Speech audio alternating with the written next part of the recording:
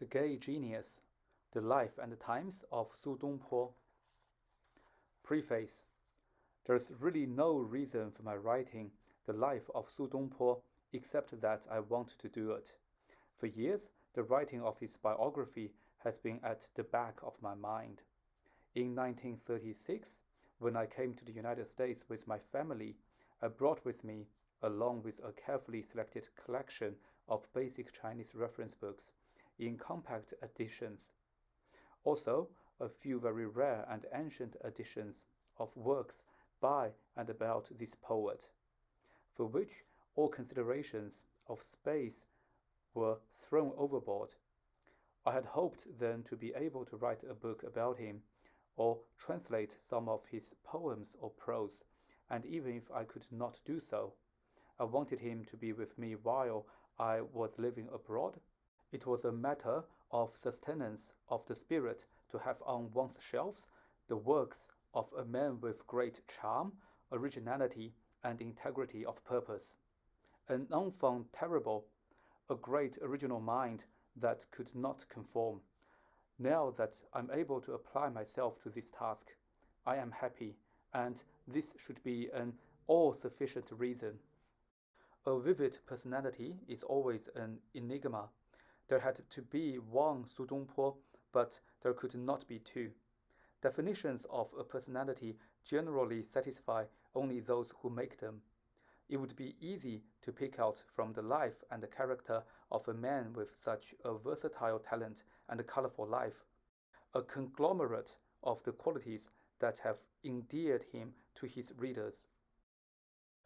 One might say that Su Dongpo was an incorrigible optimist, a great humanitarian, a friend of the people, a prose master, an original painter, a great calligraphist, an experimenter in wine making, an engineer, a hater of Puritanism, a yogi, a Buddhist believer, a Confucian statesman, a secretary to the emperor, a confirmed wine bibbler, a human judge, a dissenter in politics, a prowler in the moonlight, a poet and a wag.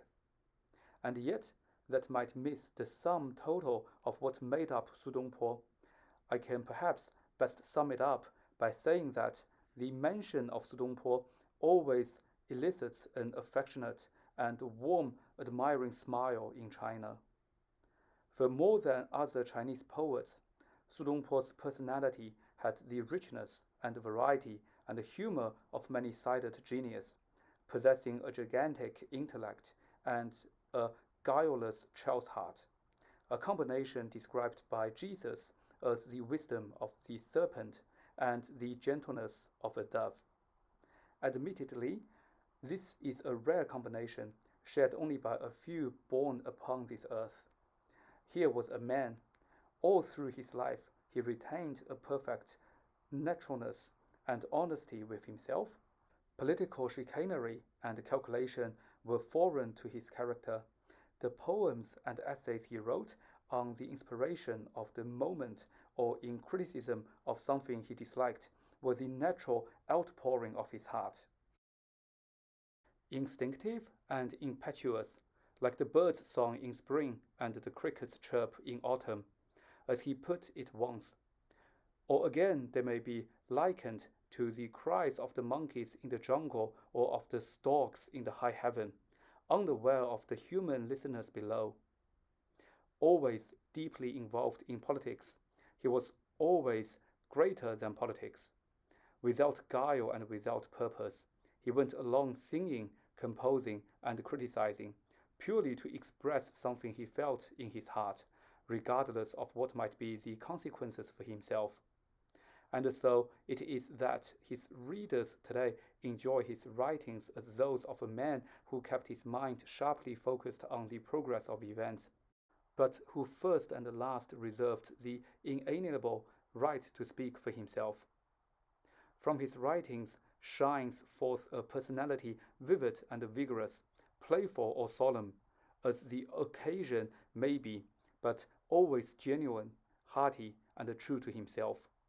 He wrote for no other reason than that he enjoyed writing, and today we enjoy his writing for no other reason than that we wrote so beautifully, generously, and out of the pristine innocence of his heart. As I try to analyze the reasons why for 1,000 years in China each generation has a crop of enthusiastic admirers of this poet, I come to the second reason, which is the same as the first, stated in a different way. Su Dongpo had charm. As with charm in women and beauty and fragrance in flowers, it is easier to feel it than to tell what elements it is composed of. The chief charm of Su Dongpo was that of a brilliant genius who constantly caused worries to his wife or those who loved him best. One does not know whether to admire and love him for his valiant courage or to stop him and protect him from all harm.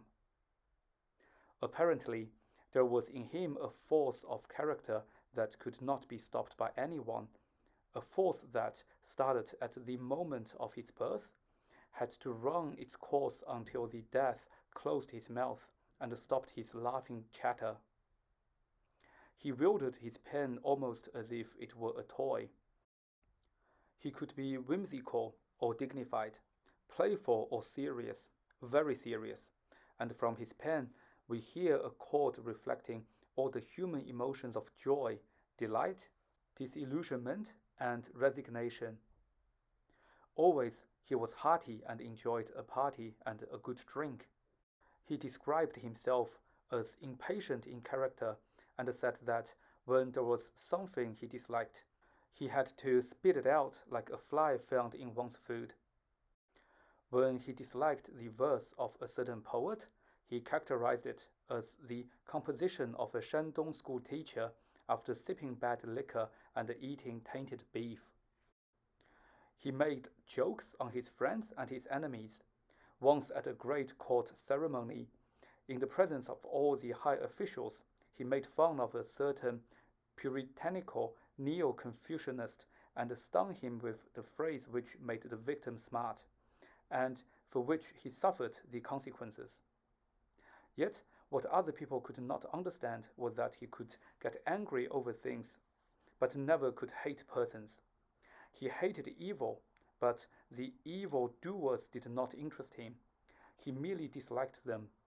Since hatred is an expression of incompetence, he never knew personal hatred, because he did not know incompetence. On the whole, we get the impression that he played and sang through his life, and enjoyed it tremendously, and when sorrow came and misfortune fell, he accepted them with a smile. That is the kind of charm which I'm trying to describe in my lame and halting fashion, and which has made him the favorite poet of so many Chinese scholars. This is the story of a poet, painter, and a friend of the people. He felt strongly, thought clearly, wrote beautifully, and acted with high courage, never swerved by his own interests or changing fashions of opinion. He did not know how to look after his own welfare, but was immensely interested in that of his fellow men. He was warm, generous, never saved a penny, but felt as rich as a king. He was stubborn, garrulous, but witty, careless of his speech, one who wore his heart on his sleeve, versatile, curious, profound, and frivolous, romantic in manners and classist in letters, a Confucianist as a father, brother, and husband, but a Taoist under his skin, and a hater of all shams and hypocrisy. He was so much better a writer and a scholar than others that he never had to be jealous, and he was so great he could afford to be gentle and kind. Simple and unaffected, he never cared for the trapping of dignity. When he was shackled with an office, he described himself as a harnessed deer. Living in troublous times, he became the stormy petrel of politics, an enemy of fatuous, selfish bureaucracy, and a champion of people against their oppressors. With the successive emperors, as his personal admirers and the empresses as his friends, Su Dongpo managed to be demoted and arrested and to live in disgrace. The best saying of Su Dongpo and the best description of himself was what he said to his brother Ziyou. Up above, I can associate with the Jade Emperor of Heaven, and down below I can associate with the poor folks. I think there is not a single bad person in the world.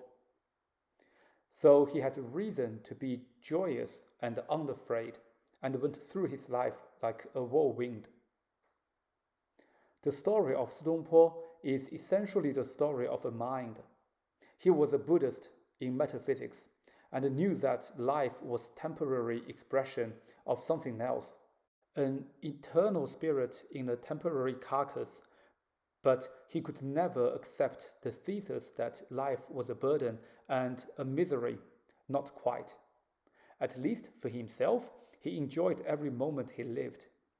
Metaphysically, he was Hindu, but temperamentally, he was a Chinese. Out of the Buddhist faith, to annihilate life, and Confucian faith to live it, and the Taoist faith to simplify it, a new amalgam was formed in the crucible of the poet's mind and perception. The maximum span of human life was only 36,000 days, but that was long enough. If his search for the elixir of immortality was in vain, still every moment of life was good while it lasted. His body might die, but his spirit in the next incarnation might become a star in the heaven or a river on earth, to shine, to nourish, and to sustain all living. Of this living, he was only a particle in a temporary manifestation of the eternal, and it really did not matter very much which particle he happened to be. So life was after all eternal and good, and he enjoyed it. That was part of the secret of the gay genius. I have not burdened the text with footnotes, but have taken care to make only statements which can be backed by sources, and have as far as possible used the original words, though it may not be apparent. As all these sources are in Chinese, footnote references would be of no practical value to the great majority of readers. A general statement of the sources will be found in the bibliographical appendix. To prevent readers from floundering in Chinese names, I have eliminated those of the less important persons, or sometimes indicated only their family names. It is necessary also to refer to a person consistently by one name only, where a Chinese scholar had 4 or 5. In spelling Chinese names, I have abolished the atrocious HS and substituted SH, because this is the only sensible thing to do. Some of the poems I have translated into English verse, and some I have had to paraphrase into prose on account of the literary allusions which would make the translation grotesque and unpoetic, and the meaning obscure without lengthy comments. 林语堂